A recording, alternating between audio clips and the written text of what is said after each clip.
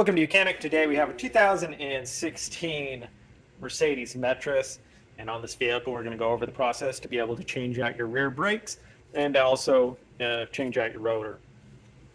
So to start with, you'll need to raise the vehicle to support it with your jack stands or blocks to make sure it's safe for you. And then we'll remove this the caliper unit and then the bolts to hold the carrier on so that we can get the rotor removed. This is disc brake with drum brakes inside for the parking brake. So to start with, and whether you want to just use a screwdriver to get in here and pull this out, and then that way we can depress that caliper piston, or you can remove the two bolts here that are internal bolts. We'll remove them and then be able to get this separated and push it back with a pusher. But we have a very good access here to just be able to put a screwdriver in.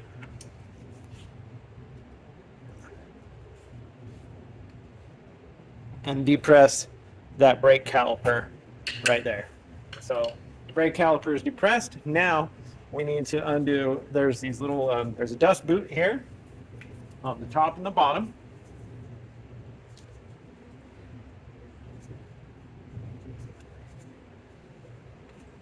Remove those dust boots because this has a bolt that goes inside here, and also it goes through the slides or the glides that hold this together.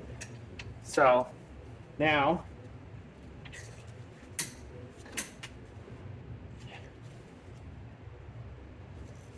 make sure you want to go counterclockwise.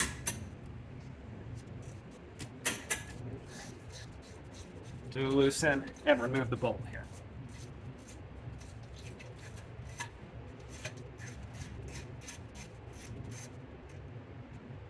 See, we've got this long bolt that goes all the way through here. So we remove that one. Go ahead and remove the bottom one. Now the bottom one, the strut gets in the way a little bit. So as long as we get it backed out where the threads aren't inside here, then we'll be able to get this freed from it.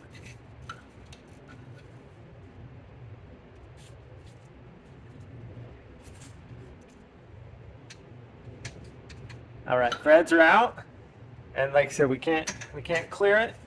And if these little glides, they sit inside here a little bit, and so you just need to take a little pick tool or a small screwdriver to get inside. There's a little groove to be able to get this to free it up.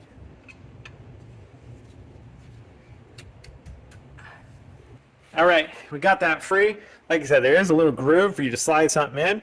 And this happened to be a little bit more corroded, so what I did is I just smacked a hammer right there enough just to give it a little bit of a vibration, and that way it was able to come on. The corrosion gave free. So now we can set this aside.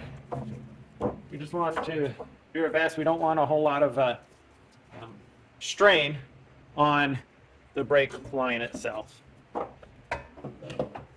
Whether you use a hanger to hold it up or anything in there. So now we have our brake pads to remove, so we can replace them with some new ones. And one thing we can tell, these are wearing not quite evenly. They're not too bad, but we definitely have less pad on the one, so clearly something is hanging up somewhere. And then we need to remove this rotor, so we need our 21 millimeter to loosen there, and then we can remove this bracket. Now, depending on your brake kit that you get, you may get new shims. If you get new shims, you would go ahead and pop these off and put new ones on. If not, you can reuse the old shims that are already on there. Just make sure that you clean out the debris. All right, we've got our 21 millimeter on here. Again, we're going counterclockwise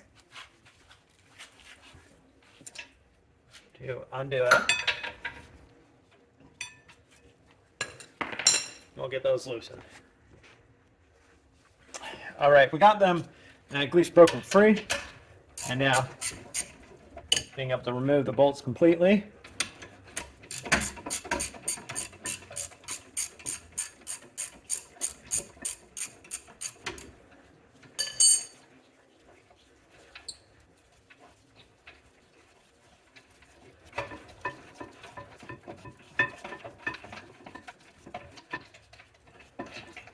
All right, we remove the bolts completely, and now that gives us the ease to be able to remove our brake rotor itself. Now we want to make sure that we don't have the parking brake on. We want to at least have some movement. And we can see that we do have the movement for this to be able to come free. If you have our parking brake on, the drum brakes inside there would be holding this on and we wouldn't be able to get it off. So we have a 30 right here, T30. We want to loosen that. That's what holds us for assembly. And now pull it off. Now there's going to be an inside lip there sometimes that is caused by the wear of the interior brake. So sometimes you might need a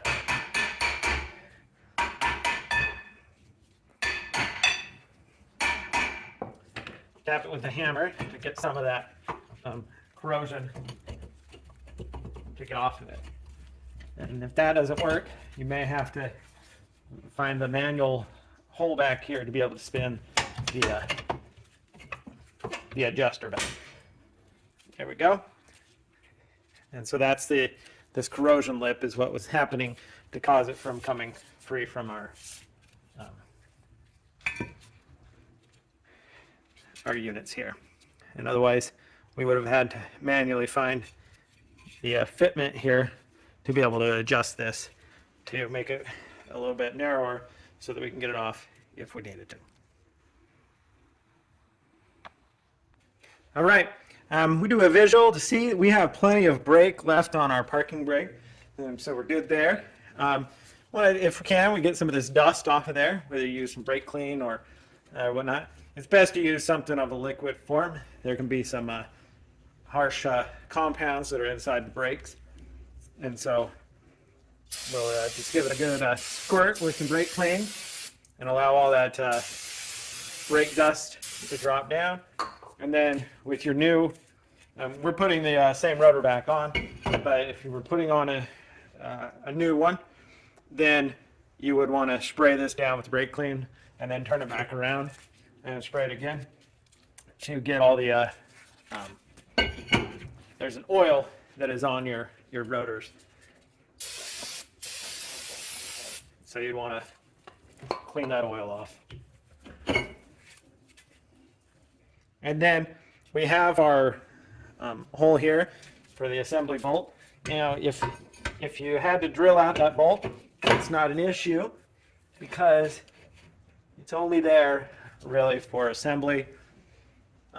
You don't need it after that. But if it's still in good working order, it's not a bad thing. Just put it back on.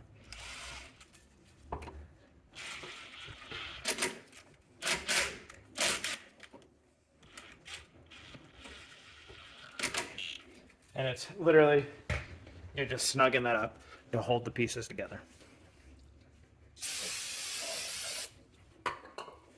So, good there. So we can go ahead and put our carrier back on. Again, if you were going to replace the shims, if your brake kit came with new shims, you would put those on. Pop the old ones off, put those on. Our size 21 millimeter bolts.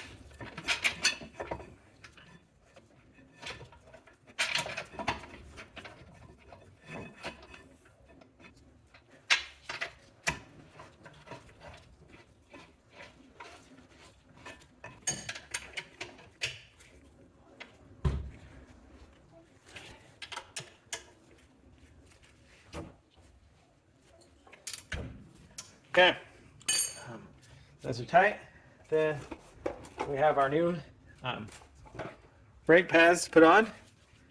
Just being able to put them on, they can go. There's nothing that we have to put one side or the other. Just make sure that they are running the direction of the curvature of your rotor and the way they install. And so there's that.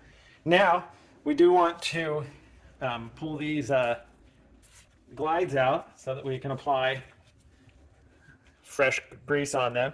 And if you push them through, they'll come out, and then we'll apply some fresh grease and even apply some grease inside there so that everything will slide properly and that we don't have any hang-ups on the way our brakes work.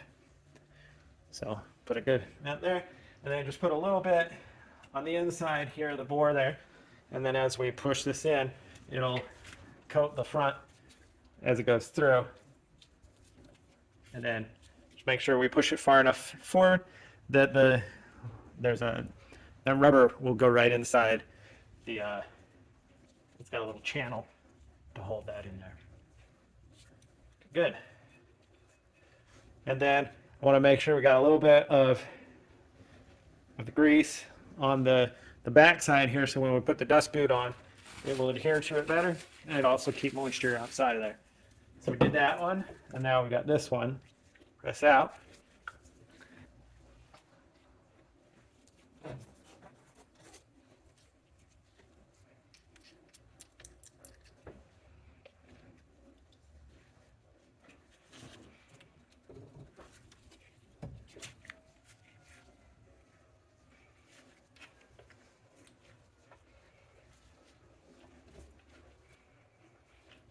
Okay, so got that there situated, all greased up.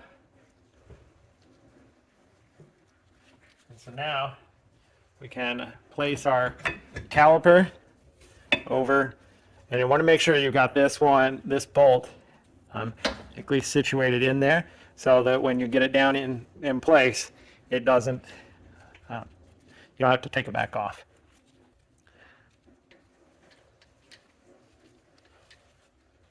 Because you don't have the clearance between this bolt and the strut.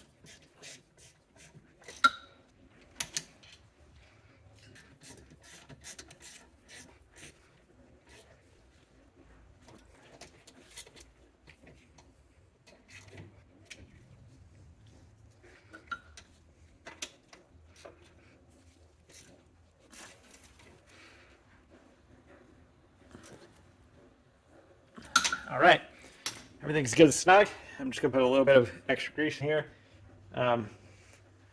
This just helps these dust boots stay on, but also will keep the moisture from getting out or in if you put a little bit of grease on them.